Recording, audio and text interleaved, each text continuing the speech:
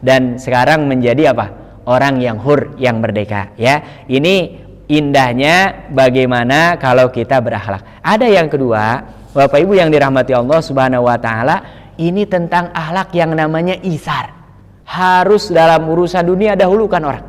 Ya, jangan ada di antara kita yang Masya Allah, saya orang Sunda ini, ya, mangga tipayun gitu ya, bagus nih. Tapi jangan bab ibadah, ya, sholat mangga tipayun duluan jangan itu. Ya makanya kata orang Sunda, kenapa nggak ada yang jadi presiden? Karena prinsipnya itu mangga tipayun. Silahkan duluan, gitu ya. Nah ini jangan. Tapi kalau dalam urusan dunia sebisa mungkin gitu, ya. Dan ini dulu, ya, orang-orang soleh itu akhlaknya luar biasa. Jadi dalam satu majelis hanya ada beberapa potong roti. Ya, makanya kita nih pengajian nih, ya. Apa yang mereka lakukan dihitung. Oh, ini rotinya nggak cukup nih. Pasti ada yang apa? Nggak dapat. Kalau kita hari ini berpikirannya gimana? Duluan dah, ya. Tuh biasanya sering dengar itu. Orang kalau hadir di walimahan, apalagi yang di gedung, kalau datang jam terakhir udah pasti nggak dapat disup-asup gitu. Nah banyak tuh yang kayak gitu. Kalau ingin dapat banyak, datang di jam pertama. Nggak boleh sebetulnya, ya. Yang namanya urusan dunia sebisa mungkin kalau bisa kita ambil sedikit, ya. Bahkan para sahabat itu kaidahnya kalau ada 10 yang halal hanya ambil 1, sisanya nggak diambil. Kenapa? Karena kalau ada 10 yang halal kita ambil semua, khawatir justru akan mendorong kita kepada yang haram. Contoh, ya, minum ini hukumnya mubah, bahkan boleh jadi ibadah. Tapi kalau kebanyakan minum, kita nggak bisa gerak, apalagi malas, tidak tertunaikan kewajiban, minimal bisa bergeser makruh, bahkan sampai tingkatannya apa? Haram. Makanya para sahabat, mereka kalau ada 10 hal yang halal, mereka hanya ambil 1. Kalau kita beda, kayak monyet, kaki, tangan di luar negeri, di mana simpan? Makanya kacau dunia, ya. Kenapa? Tidak isar. Ya, nah ini para salafun saleh, mereka generasi-generasi yang luar biasa, ya. Dan saya kira sampai akhir zaman akan selalu ada orang yang seperti ini. Itu mereka berkumpul di suatu rumah dan hanya ada beberapa potong roti. Caranya mereka kalau makan duluan nggak mungkin, nggak makan juga nggak mungkin. Apa yang dilakukan? Matikan lampu, diputar nampannya, Masya Allah, muter ini kalau di sini mungkin, ya. Balik ke yang awal, itu jumlah rotinya potongannya persis seperti pertama. Bayangkan, ya. Jadi mereka menginginkan, biarlah saya nggak makan, yang penting saudara saya makan. Kalau kita hari ini kan berpikirnya nggak apa-apa lah, yang penting saya, yang penting saya.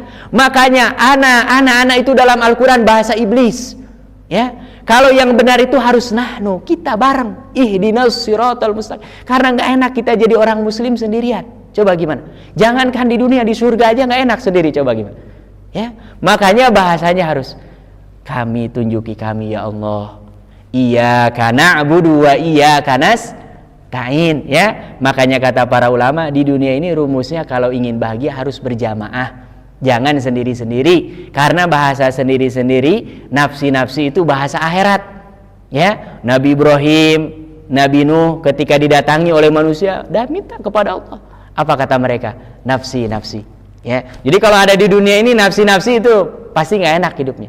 Ya, dan gimana? Ini kita minum ini hasil sendiri apa hasil orang?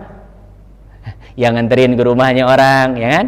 Yang nyulingnya juga orang, itu baik. Ya, makanya sebisa mungkin ini di dunia ini kita berhimpun, berjamaah, berkumpul dengan orang-orang soleh. Karena apa? Nanti akan menularkan kesolehan, ya. Nah ini di antara akhlak yang diajarkan selain berbuat ihsan, berbuat isar, dan yang terakhir, Bapak Ibu yang dirahmati Allah Subhanahu wa taala, sering-seringlah kita memberikan maaf kepada orang lain, ya. Jadi kalau ada orang berbuat buruk, maafkan sudah. Ya, kebanyakan orang yang berbuat buruk itu kalau tidak dalam kondisi goflah, ya memang orangnya jahil. Itu. Jangan sampai ada di antara kita orang berbuat buruk kita balas dengan keburukan yang bertubi-tubi. Nah, di sini dikisahkan ada salah seorang di antara keturunan Rasulullah SAW, Zainal Abidin. Ya, Masya Allah. Ya, kenal ya. Banyak di kita yang ngasih nama siapa? Zainal Abidin. Itu salah satu di antara apa? Cicitnya Rasulullah SAW. Ya, Ini di tengah jalan, padahal dia amir, ya, gubernur. Ajudannya ini yang menemaninya itu mau pukulin ini orang. Jadi di tengah jalan sumpah serapah, ini kamu ini memimpin tidak adil. Apa yang dilakukan?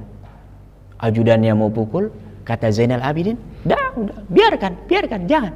Ya, selesai dia ngomong, sini. Sebetulnya keburukan yang tadi Anda sampaikan, saya lebih buruk.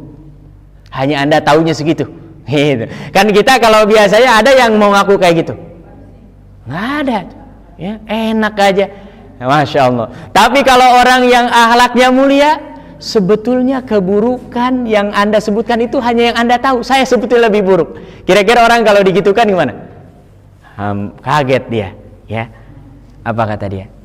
Kalau saya sebagai pemimpin ada berbuat salah, tolong sampaikan kepada saya akan perbaiki. Dia mau bingung orang sekelas Zainal Abidin apa kesalahannya, ya kan? Dia hanya ingin mencerca, menjelek-jelekan, sampai akhirnya orang ini hanya terdiam. Apa yang dilakukan, Masya Allah, ya. Makanya orang-orang yang akhlaknya mulia ini luar biasa. Dia buka bajunya, dipakaikan kepada orang yang tadi mencela ini, kemudian dikasih darohim beberapa dirham. Sudah, ini hadiah, gitu. Masya Allah. Kira-kira Bapak, kalau ada yang seperti ini, kita enak nggak nih tinggal di mana-mana? Nah, nikmat, ya kan? Makanya nih pastikan kita ini membacakan ayat seperti Rasulullah, para sahabat bikin orang masuk Islam, atau orang yang sudah Muslim imannya tambah kenceng nggak bisa, minimal kita jaga. Orang Muslim itu sebetulnya akhlaknya gampang. Kalau nggak bisa bikin orang tersenyum, jangan bikin orang nangis. Sudah gitu aja. Dimanapun itu. Kepada yang lebih tua kita hormat, kepada yang lebih muda kita sayang, kepada yang sebaya kita saling harga menghargai. Sudah, dimanapun, mau buminya apapun, bahasanya apa, pasti nikmat, ya. Dan itulah memang ajaran yang diajarkan oleh Rasulullah Shallallahu Alaihi Wasallam. Tapi kalau kita dimanapun tinggal, senggol sana, senggol sini, bacok sana, bacok sini, nah itu pasti, ya, akan banyak masalah, ya. Dan Islam tadi saya mengulang-ulang, indikatornya kita ini dianggap muslim baik kalau salimul akidah, akidahnya lurus, ya. Dan insya Allah secara umum, apalagi masyarakat kota nih, sudah banyak sebetulnya diselamatkan oleh Allah, terhindar daripada kesyirikan, ya. Dan ibadah, alhamdulillah, ini di Indonesia ini, Masya Allah, saya punya kawan dulu, dia asli orang Jerman, ya, di Lyon, ya, bukan Jerman Sunda, ya. Eger kalong. Ya. Dia mengatakan ini, 7 tahun di sini, kata dia. Saya bilang, apa yang paling terkesan 7 tahun di sini? Kata dia, saya tidak pernah masuk satu gang pun kecuali ada masjid. Insya Allah. Jadi tempat ibadah ini luar biasa. Saya, ya, di sana, di negara tempat tinggalnya, dia keluarganya masih belum muslim, ya, non muslim semua. Ya, tapi diberikan kebebasan. Bahkan dia studi di sini, belajar bahasa Arab dari nol, ya, selama 7 tahun itu sampai lulus syariah, itu dia dikasih biayanya. Sampai akhirnya nikah dengan orang Bandung. Setelah 5 tahun dia nikah. Ya. Apa kata ini? Itu hampir setiap gang ada masjid. Kami di sana kalau mau Jumatan itu harus berangkat dari jam 9. Kenapa? Masjidnya satu kota, mungkin kemungkinan besar hanya ada satu. Naik subway, busway, pindah-pindah, transit. Itu kata dia, saya kalau mau berangkat Jumatan itu harus berangkat jam 9. Masya Allah. Makanya ini di kita, alhamdulillah, syiar Islam luar biasa, masjid banyak, bersyukur kepada Allah Subhanahu wa taala. Di tempat-tempat lain ini adalah kenikmatan yang mereka idam-idamkan. Ini di kita ada semua, kita bersyukur, dan tadi mudah-mudahan ibadah kita sempurna dan kita tambah sempurnakan dengan akhlakul karimah. Mudah-mudahan sebagaimana tadi dijanjikan oleh Rasulullah SAW, kita berusaha untuk menjadi muslim yang baik dan juga berakhlakul karimah. Mudah-mudahan nanti kita paling dekat majelisnya dengan Rasulullah SAW, dan kita berdoa kepada Allah Subhanahu wa taala sebagaimana dikumpulkan di rumah Allah pada pagi hari ini, nanti kita semua dikumpulkan di surganya Allah Subhanahu wa taala. Amin ya rabbal alamin. Ini saja mungkin yang bisa saya sampaikan. Mudah-mudahan sekali lagi bermanfaat, ya. Dan dalam Islam ilmu itu bukan hanya untuk ilmu, Karena kalau ilmu hanya untuk ilmu, orang-orang orientalis jauh lebih pintar dari kita.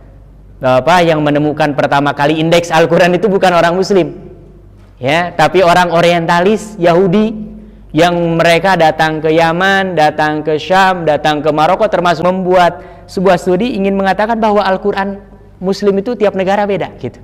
Ternyata setelah datang ke tempat itu sama. Akhirnya karena kadung, ya sudah, sholat dalam Quran adanya di ayat berapa, surat berapa, dia tulis semua tuh lengkap. Nah, ini yang ada indeks Al-Quran sekarang ini, Mu'jam Mufahras li Alfazil Quran, itu sebetulnya karya orang Yahudi, ya, yang disempurnakan oleh Syekh Fuad Abdul Baqi dari Mesir.